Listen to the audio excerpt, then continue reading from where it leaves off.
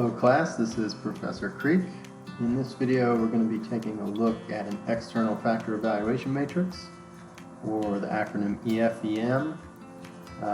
And before I dive into this, I'm anticipating that students have already read the chapter on the external environment, and so some of what I'm saying is going to be talking about concepts that were in the text.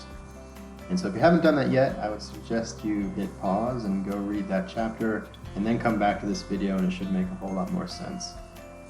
So, assuming you have done that reading, let's take a look at an example and put one of these together. Note that this is an abbreviated version, so in the best case scenario, you would want probably around 10 opportunities and 10 threats. But I've shortened this one just to keep the video at a more reasonable length. And notice here I've already got my factors. So in this example I'm looking at Macy's, and I've got 5 opportunities, 5 threats, and if you don't even read them, you can see some numbers and some percentages, making this as quantitative as possible. And that's what you want to do. Notice right here on number 5, right there, there's nothing really quantitative there, which is okay. You can't be quantitative for every single thing. Maybe the data isn't available, or maybe it doesn't even exist. But to the largest extent possible, try to make these factors as quantitative as you can.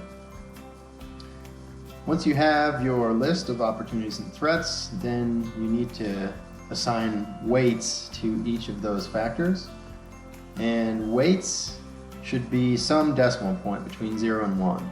And the key to the weights is that first they're industry level. So in this case we're not talking about Macy's, we're talking about the industry that Macy's does business in. So this would include something like maybe JCPenney's, something like Amazon, or at least Amazon's retail division. And so that's what weight would represent. The other key here is that the sum of the weights has to equal 1. If it doesn't equal 1, this EFEM is not going to work out, and we can't draw conclusions from it.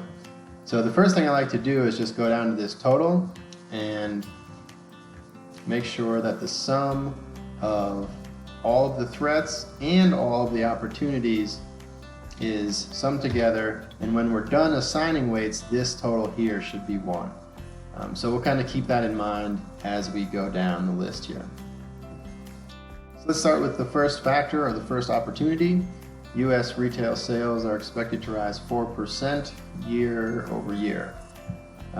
Certainly if you're Macy's, this is promising. It's an opportunity we would want to take advantage of, and I'm going to just go ahead and rate that 1.2. We have 10 factors in total, which means that the average weight here would be a 0.1. So what I'm saying by this 0.12 is that this opportunity of the increase in retail sales is a bit above average in terms of how good is it for the retail industry. Second one, online sales make up 10% of retail sales. Again, this could be a good thing if you're in the retail industry, so perhaps a 0.13. Disposable income expected to rise by 3.5%. It's a moderate increase. Of course, much of that probably will not be going to retail. So for that reason, I'd probably rate this one a bit lower. And keep in mind as we're going through this, there's no real right answers here. There could be wrong, right? If I put like a 0.5 here, probably that's too large of a weight. But what I usually tell students when they're doing these weights and the ratings is that as long as you have a defendable reason for why you put what you did, probably I'm going to accept that. Okay, moving on to opportunity number 4. Time spent on leisure activities expected to increase steadily over the next 3 years. So that seems like a pretty big opportunity, particularly for any retail outlets that aren't high into their leisure retail. And number 5, millennial parents are the most brand loyal retail shoppers.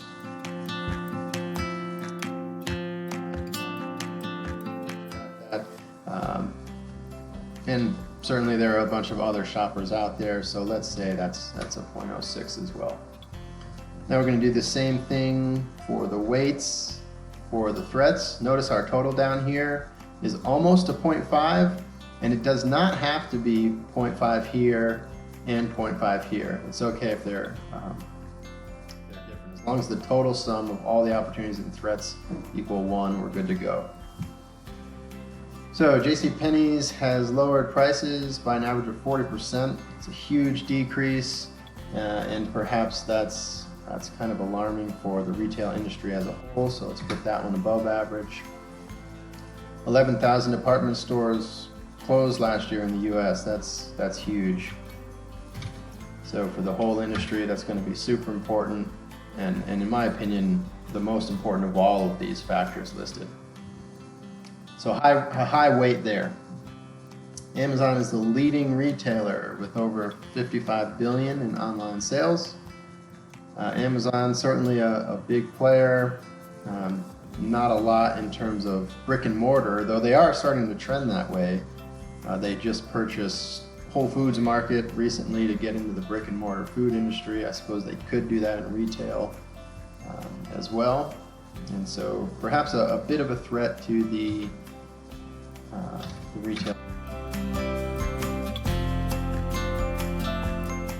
Walmart market share in retail grew by 4% year after year, so they're getting their hand in the pie as well. So maybe a 0.11. Amazon raised minimum wage of their workforce. Here I'd say, for a retailer, since Amazon is such an online company, I would weight this one pretty low. It's not going to be that detrimental of a threat other retail stores. And so you see the total here is a little above 1, so we'd have to go back and adjust to make sure this equals exactly 1. So no rounding here. I need it to be exactly 1. So maybe we just go back to this Walmart and we reduce that to 0.09. So now we have a total of 1. So we're done with the industry level, which is the weights, and now we need to do the firm level, or the ratings. And so ratings are going to be assigned 1 through 4, 1 meaning the company responds poorly to this opportunity, or the company responds poorly to a threat. And then a 4 is best case scenario, meaning the firm is responding very well to these factors. And here there's no decimal points, so the only ratings you can give is a 1, 2, 3, or 4. And so we'll just walk through these opportunities and threats again, this time considering only what they mean for the focal firm, which in this case is Macy's. So US retail sales expected to rise by 4% year over year. How is Macy's doing in response to that? Okay. Maybe a 3, probably more accurately, we'd rate a 2 here. A lot of Macy's stores are closing. They haven't done as well online as some other competitors. So I think 2 is probably a better rating than 3 here. Online sales make up 10% of retail sales. I'm actually surprised that number is not higher. Again, I don't think Macy's has done a great job, so we'd probably rate that a 2, maybe even a 1. Per capita disposable income expected to rise 3.5% year over year. I think Macy's does a good job leveraging that. They're known as one of the better retail stores. You want to be seen in Macy's, you want to be seen wearing their clothes, more so than some other retailers at least. And so maybe they get a 3 for that. So next is time spent on leisure activities, expected to increase steadily over the next 3 years. Got to admit, I'm not that much of a retail shopper, but again, from what I've seen, I'd say Macy's has not done as good of a job as some others capitalizing on leisure activities, to the point where I'd rate them a 1. Again, if you could argue different, feel free to rate them Millennial parents are the most brand loyal retail shoppers.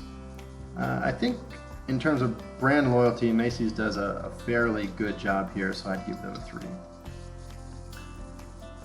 Threats. JCPenney lowered prices by an average of 40%. While I do think this is important to the industry, I think Macy's will be less impacted than some other competitors here, so I'll rate them a 4 for that threat actually. I think Macy's has distinguished itself as a more expensive, more quality type store than JCPenney.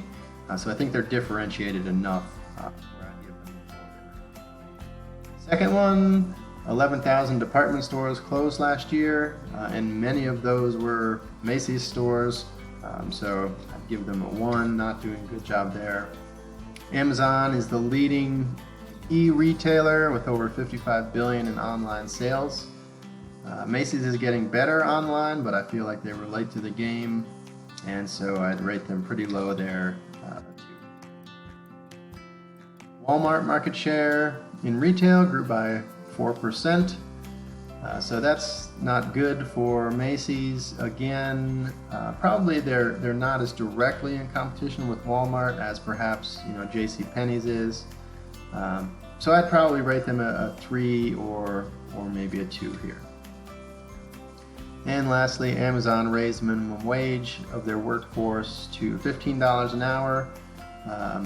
As I said when we talked about the weight, I don't think that Macy's will be too impacted by this because the type of worker is so different for Macy's than it is for Amazon. So I'd give them a pretty high rating here, either a 3 or a 4. And so now the hard part's done, right? We have all our data and we just need to do some math to get this total weighted score down here. And to get the simple weighted score, we just have to multiply the weight times the rating. And so this will come up in future matrices later in class as well.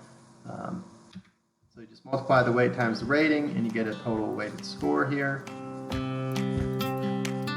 I drag that down in Excel, it's done the same thing. So for this one, right, cell D8 times E8, or this times this, gives us the 0.18. And then we do the same thing for the threats. Weight times the rating gives us a weighted score. Do that for each of the 5 threats. And then we just need to sum all of these together. So all of the opportunities plus all of the threats together. If you hold down Control in Excel, it allows you to put a break in between here and still highlight everything. And so the total for Macy's on their external factor evaluation matrix in this example is a 2.09. And if you recall from your text, the number we're looking here for is a 3. So a score of 3 would suggest that the company's current strategies are working fairly well. And a 2.09 is pretty low. I mean, the lowest possible score here is 1, highest possible score here is 4. So a 2.09 is really not very good. So whatever Macy's is currently doing in regards to external factors, they're not doing very well. And so perhaps if you put together something similar for how they're doing internally, you may find that Macy's is actually doing better than just this matrix would show. But when we're looking just at external factors, this 2.09 would indicate that their current strategies need to change, at least for the external environment. So that's it for the external factor evaluation matrix. If you have any questions, let me know.